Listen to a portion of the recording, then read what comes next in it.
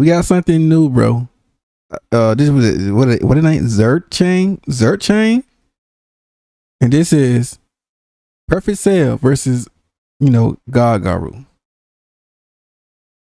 Isn't even close. I don't know. Yo, I got a CD right here, bro. Y'all already know, man. Let me go down the description below, man. YouTube. We live on Kick. YouTube, let's go, man. Let's get it, bro. Hey everyone, it's your boy Zeph here, and today I'm finally doing a video covering Garou versus Cell. Now, in this video, I'm going to be doing each form of Cell versus each viable form of Garou. The reason why I'm doing this is because I figured it'd be a better video to just go over each form and talk about them a little bit, as well as first you're gonna do the whole form. Okay. Them all versus each other, just to get a detailed explanation on who would win in each encounter. Now, for the sake of this video, I'm only going to be using monster forms with Garou after his awakening and perfection of his fist, because anything weaker isn't even worth talking about. I'm also going to be using anything reasonable in terms of calcs, although I do want this video to be enjoyable for even a more casual audience. So I'll try to use less calcs in this video. Let me know if you guys enjoy. Y'all know me. I am the most unbiased when it comes to this stuff. Yeah, I know how y'all be, bro. Y'all be on me now with the comments, like, bro, like, yo, like I said, we won't never actually know without an actual crossover. We just let our mind running wild with delusional thoughts. Let's get it, bro.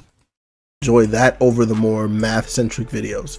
But let's get right into imperfect and semi-perfect Cell versus perfected fist monster Garou. In the Dragon Ball Z series, imperfect and semi-perfect Cell are two forms. I ain't gonna hold you. Now I like this form of Cell, man. This bro. When I first saw this, bro, this was so hard to me, bro.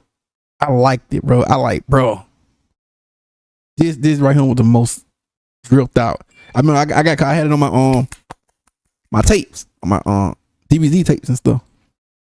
Bio-android villain known as Cell. Imperfect Cell is the initial form that Cell takes after absorbing the energy and DNA of numerous humans and creatures. In this form, Cell possesses enhanced strength, speed, and durability, along with the ability to regenerate from almost any injury. Imperfect Cell also has the power to extend his limbs and shapeshift, allowing him to morph into various forms and sizes. Additionally, he can absorb other beings through his tail, gaining not only their energy, but also their abilities and knowledge. In his base form, he has access to moves from the Z Fighters. I ain't gonna hold you. I was scared every time he was trying to absorb people with that tail, bro. I couldn't stand that tail because it just absorbed, man. I didn't like that. Including the special beam cannon and Kamehameha. He also has the same battle prowess of the Saiyans and battle intellect of King Cold and Piccolo, making him no pushover in hand-to-hand battle. As Cell progresses to a semi-perfect form, he undergoes further transformation. I mean, I didn't like this look, but yeah. They need to chop off that tail. I can't stand it. His tail is OP. And enhancements. In this form, he becomes even more powerful, with a significant increase in speed, strength, and ki control. Semi-perfect Cell retains his shape-shifting abilities and can still regenerate, but to a greater extent than before. His tail becomes even more dangerous, enabling him to absorb not only energy from humans and other beings, but also specifically the other androids, such as I don't like that tail, bro. That tail is OP. 17 and 18. By absorbing others, Cell becomes closer to achieving his ultimate form and unlocking even greater power. Regardless of the form, Cell is above any of the previous villains the Z Fighters faced at the time, meaning the star-level Frieza and the extremely powerful androids would stand no chance against even imperfect Cell. This would put his AP and similarly his durability at least star to large star level and imperfect to semi-perfect form. His speed is also extremely impressive, boasting massively faster than light combat speed in order to keep up with the Kami buffed Piccolo and Android 17. Overall, both imperfect and semi-perfect Cell are formidable adversaries, possessing superhuman abilities, the capacity to regenerate from near fatal wounds, and the capability to absorb and assimilate other beings to enhance his powers.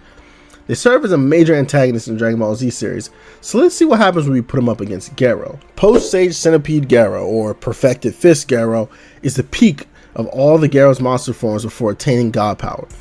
I will combine any other transformations and abilities into this form due to any other transformations being powers from this one to begin with. Perfected Fist Garou, or Monster Garou as we'll call it for short, has some things in common with Cell's forms. Garou has regeneration. Oh, wait, yeah, can he copy? No, he can't copy in this form, can he? Hold on. Reactive evolution, and flight. Most importantly, he has enhanced senses and combat aptitude, giving him the category of combat genius just like Cell. Where things get different are the individual powers that allow this much weaker Garou to stand a chance in a fight with Cell's weaker forms. With Awakened Fist, Garou gains mastery over all his previous martial arts, allowing him to negate durability and even project energy blasts from his hands. His durability negation comes into play using two techniques: the Roaring Aura Sky Ripping Fist that attack your internals using shockwaves that cannot be blocked or deflected. The other technique is the Extreme Fajin that directly targets the opponent's organs, bypassing durability entirely. This can be used in hand-to-hand combat or projected as an energy attack. Garou can also reflect any offensive damage back at the opponent twofold. People may question if this technique will work against massively stronger opponents, but we've seen Monster Garou perfectly reflect Saitama's strikes back at him, regardless of him being massively stronger than Garou, even while holding back. He can also instantly learn and copy martial arts styles opponents use on him, adding to his already— But he do it perfectly than the original. That's crazy. vast arsenal of hand-to-hand combat. Speaking of such, Garou's greatest feat in this form is performing the Extreme Fajin on Saitama to push him into the earth. In the process, Garou nearly pushes through the entire planet, creating a bulge on the opposite side and disrupting the magnetism of the entire planet. If Saitama hadn't stopped Garou, it's safe to say a hole in the planet is enough to disrupt its GBE, effectively making his attack potency at base level large moon to planetary. Most importantly, he keeps his previous FTL speeds, allowing this fight to even be plausible to begin with. In conclusion, regardless of Garou's vast arsenal, it's safe to say Cell would likely win most times, even in his weaker forms. Garou does have a few win conditions, however, like stalling Cell out using his regeneration and attack deflection to continue to increase his speed until he can land an Extreme Fajin. This is actually a very practical way to win, as Garou is very cunning in battle and even applies his strategy to his fight with a galaxy level Saitama.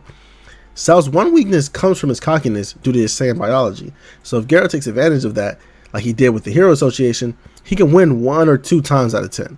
Either way, Cell's massive difference in technique as well as strength and speed gives him a low diff win most times. Cosmic Fear Garou is a definition of a monster, and this form does keep every ability we mentioned before. I call it Garou with this one. This is dangerous. To help live up to that. Upon his introduction, it's established that even being around him is detrimental to any organic organism. Yeah, you get close to him, the radiation, like you get too close to him, like I think, yeah, the radiation. Is immense amounts of cosmic radiation that he's able to release. Anyone in his presence for too long without a resistance or invulnerability, that's your butt, will simply perish in mere moments. This isn't the radiation. It's the radiation, bro. Biggest that's what I'm saying. Like that's crazy. That like how can someone beat this guy? If you get too close to him and just try to fight him with that radiation, that's it. And it wouldn't even be effective versus Cell. Garou's main abilities can be broken down into 2 things: replicating natural phenomena and replicating power levels and abilities. Starting with the natural phenomena, Garou explains that he has gained knowledge on all forces and flow of energy in the entire universe. This would mean he can replicate any natural energy in the universe as well as events surrounding them. This is proven when he creates a gamma ray burst, seemingly pulling energy out of nowhere to do so. He can also create black holes of varying degrees, meaning that if Garou wanted to, he could recreate events on the scale of dying stars, planet-sized black holes, or maybe even a Big Bang. This gives base Cosmic Fear Garou an attack potency of around large star level based on the gamma ray burst, but if you use his complete mastery of energies to the maximum, it's likely that he could be solar system level to even universal via recreating certain celestial events via attacks. His speed and durability are nothing to scoff at either. Even before gaining God's powers, he was able to create massive light constellations during his battle with Platinum S and Flashy Flash, which at a low ball was 4 times faster than light. After gaining God's powers, he can keep up with Blast, who previously speed blitzed Flashy Flash, surpassing his speed to an unknown yet large degree. This would put Cosmic Fear Garou at massively faster than light speeds, which is proven on the fight on IO. I'll show some screenshots and calcs on screen here just to prove that. I'm not going to go too in depth since I've done it in multiple videos in the past. His main addition to his arsenal alongside his universal mastery of energy is the ability to copy stats, abilities, and powers. This is given this he copy it and he does it well, better than the original. So that's me. I like, that's a plus. That's crazy. Garou access to Blast and Saitama's moveset, even if he isn't copying their stats, which is evidenced by him using Blast moves even when not in a Blast mode. This means in this hypothetical battle, he would have access to the Gravity Knuckle, Hyperspace Gates, Normal Punch, consecutive normal punches, and of course the Serious Punch. What makes this a viable option against Cell is that Garou can copy powers in an instant. He does this faster than Blast can react, as well as Saitama, who is easily massively faster than Light during their fight on Jupiter. You have to also keep in mind that the attack that Blast reacted to, the Osiris Punch Squared, its energy moved billions of times faster than light in order to evaporate those stars, as well as push Garou and Saitama to the moon of Io at that speed. There's a bunch of calcs on this, and I'll show one on screen, of course. Via this, he can also become as powerful as his opponent while gaining their moves. He can also still utilize his own, stacking their attacks on one another to create even more powerful movesets. We see when Garou copies Saitama's power and hits him with a punch, he's still able to create nuclear fission like before. He also can stack Blast Gravity Knuckle with his own nuclear fission fist. This means that Garou can simply copy the powers of those stronger than him to attain their strength and instantly, bro. Continue to grow and get stronger from there to overwhelm them with their own abilities. This also seems to work on transformations or large jumps in power, as Garou copies Saitama's Serious Mode with no problem. Perfect Cell and Super Perfect Cell, the final and most powerful forms of Cell in Dragon Ball Z, possess a range of extraordinary abilities and powers. In this form, Cell showcases immense speed, strength, and ki control, even greater than before. Multiple guidebooks and sources confirm that he's a threat not only to the Earth, but the entire solar system. Moreover, Perfect Cell retains his shape-shifting abilities, allowing him to alter his physical form and size at will, and gains telekinesis, likely from Frieza's rays. On top of this, he can produce offspring of himself that are quite formidable on their own, being on par with the Z-Fighters, who at this point should all be around large planet to even small star level at their weakest. This allows him to adapt to different situations, making it challenging for opponents to anticipate his moves while combating a bunch of himself all at once. Additionally, Cell possesses incredible regenerative powers like we mentioned before, which allow him to heal from almost any injury at an accelerated rate, while also learning and adapting during battle at a remarkably fast rate. This makes him nearly invincible, as he can quickly recover from severe damage during battle and learn what to do in the next instance to counter anything else. Super Perfect Cell is an enhanced version of Cell that emerges after he self-destructs and then regenerates from a single surviving cell in his core. What's more, in this form he's even stronger than his previous self, threatening multiple large star-based nebulae, making him either multi-solar system to multi-galaxy with Wake.